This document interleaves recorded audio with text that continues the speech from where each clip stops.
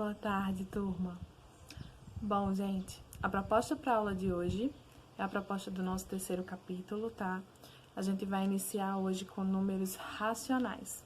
Então, vou relembrar um pouquinho para vocês do que nós já vimos antes. Eu mostrei para vocês, o ano passado, um pouco sobre os números naturais, né? Eu falei para vocês que os números naturais são compostos por todos os números positivos mais o zero, né? Então, nós temos 0, 1, 2, 3, é um conjunto infinito, tá? E que com o passar do tempo, né, foi necessário, vamos dizer que alongar esse conjunto, trazer mais elementos, né, formar um novo conjunto com esses números positivos e mais alguns elementos que nos ajudariam. Nos ajudariam em quê? Nos ajudariam a medir temperaturas abaixo de zero, nos ajudariam a diminuir, né? E nós vimos que com o tempo foi surgindo então os números negativos, né? São esses menos 1, menos 2, menos 3, é um conjunto que também é infinito. Então foi aí que veio para nós o conjunto dos números inteiros, né? Como se ele fosse uma ampliação do conjunto dos números naturais. Ele é composto pelos números negativos, pelo zero e pelos números positivos. E ele é infinito dos dois lados. Mas nós já vimos muito dos números inteiros nos dois primeiros capítulos desse ano. Então, agora, nós vamos iniciar com os números racionais, tá? Os números racionais, eles são como se fossem uma ampliação do conjunto dos números inteiros. Por quê? Nesse conjunto, nós temos números positivos, números negativos e zero. Mas ele também é completo, mais completo, porque ele vem com números decimais, que são aqueles números com vírgula, tá? Onde eu encontro? No supermercado, por exemplo, né? Um produto que está a 2,50, né? Então, esses números com vírgula, eles também são bem comuns no nosso dia a dia. O preço da gasolina, né? Entre outros infinitos exemplos.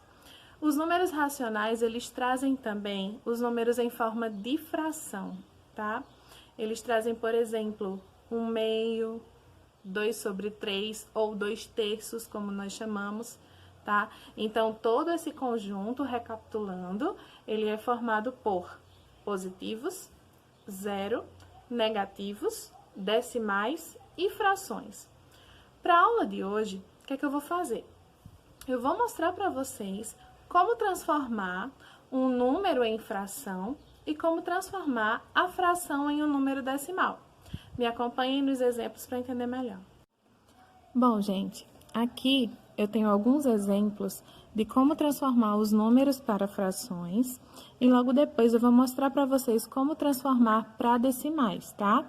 Então, quando eu tenho um número que ele não está em forma de fração, certo? Nem está como decimal, é o mais simples. Eu vou repetir esse número, então eu vou colocar o menos 153, e a única coisa que eu vou fazer para transformar esse número em fração é colocar o 1 como denominador. Então, todo número inteiro, né, ele pode ser escrito como número racional, porque se ele não tiver o denominador, nós podemos acrescentar o número 1, certo? Então, menos 153 sobre 1. Eu tenho aqui o exemplo B, tá? Também é um número que não tem denominador, então, para transformar ele em fração, em um número racional, eu vou repetir o número, no caso o 20, e colocar o denominador igual a 1, tudo bem? Olha só, tenho aqui outro exemplo, um exemplo com vírgula, tá? 14,312. Então, o que é que eu vou fazer? Eu vou primeiro tirar a vírgula desse número, tudo bem? Eu vou tirar essa vírgula, tá? Eu vou ficar com 14.312, certo? Tirei a vírgula para o numerador. E para saber quanto vai ser o denominador, o que é que eu vou fazer? Depois da vírgula, não sei se vocês lembram, que a gente já viu que nós temos décimos, centésimos e milésimos. Então, quando eu tenho só um número, o denominador é 10. Se eu tiver dois números, o denominador é 100. E se eu tiver três números, o denominador é 1000. Então, como aqui eu tenho 3 números depois da vírgula, o meu denominador vai ser 1000. Então, eu fiquei com 14.312 sobre 1000. Aqui eu tenho mais um exemplo com vírgula, certo? É menos 7,12. Para saber o numerador, eu tiro a vírgula, então vai ficar menos 712. E como eu tenho 2 números depois da vírgula, eu tenho décimo, centésimo. Se eu tenho 2 números, o denominador, então, vai ser 100. Certo? Se eu tivesse só um número, seria 10, com 2 números é 100, e se eu tivesse 3 números, seria 1000, ok? Agora, eu vou mostrar para vocês como transformar aqui de fração para decimal. Para transformar de fração para decimal, a gente só precisa dividir, certo? Então, eu tenho aqui, olha só, 8 sobre 5. Então, eu vou dividir 8 por 5, tá? E o resultado é o meu decimal, certo? Então, vamos lá, olha só. Eu tenho aqui um cantinho para rascunho, tá? Para ficar melhor para nós. Então, vai ser 8 dividido por 5, né? Que vai dar 1. 1 vezes 5 dá 5, para 8 sobra 3. Como não dá mais para dividir, eu acrescento o 0 e uma vírgula.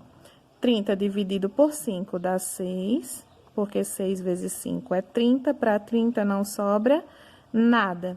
Então, o resultado deu 1,6. Então, 1,6 vai ser o decimal equivalente a essa fração. Então, o número decimal equivalente a 8 sobre 5 é 1,6. É só dividir. Tenho aqui um outro exemplo, 21 sobre 4. Para eu saber qual o decimal desse número, eu vou só dividir 21 por 4. Então, vou voltar aqui para o meu rascunho, olha só. Vou fazer 21 dividido por 4. Como eu não posso dividir 2 por 4, eu vou usar os dois números, né? 21 dividido por 4 dá 5, porque 5 vezes 4 é 20, para 21 sobra 1. Posso dividir 1 por 4? Não. Então, vai ficar... Bota um 0, uma vírgula. 10 dividido por 4 dá 2, porque 2 vezes 4 dá 8, para 10 sobra 2. Posso dividir 2 por 4? Não. Acrescento um 0 aqui. 20 dividido por 4 dá 5. Deu 5, certo? Então, como 5 vezes 4 é 20, para 20 não sobra nada. Então, diante disso, 21 sobre 4, a forma decimal dessa fração é 5,25. Então, aqui a gente vai colocar igual a 5,25, certo? Então, recapitulando, quando eu tenho um número inteiro que não tem denominador, eu completo com 1, certo? Quando eu tenho um número com vírgula, um número decimal, eu tiro a vírgula para o numerador. E quantos números eu tenho depois da vírgula? Se eu tenho um número, o denominador é 10. Se eu tenho 2, é 100. E se eu tenho 3 números, é 1000. Nesse caso aqui é 100, porque eu tenho 2 números depois da vírgula. E o meu numerador é 712, porque a gente tira a vírgula aqui para poder encontrar o numerador, tá? Para transformar em decimal, eu só divido a fração, tá? Então, aqui eu dividi 8 por 5, encontrei 1,6, e eu dividi 21 por 4 e encontrei 5,25. Então, turma, é isso. Para testar os conhecimentos de vocês, eu vou passar uma atividade para ver se entenderam direitinho e se vão conseguir fazer, tá? Vai ser da página 55 do livro, todas as questões que estão nessa página, certo? Então, qualquer dúvida, podem me chamar no privado. Assim que possível, eu dou resposta para todo mundo. E por hoje é só. Beijo, até a próxima!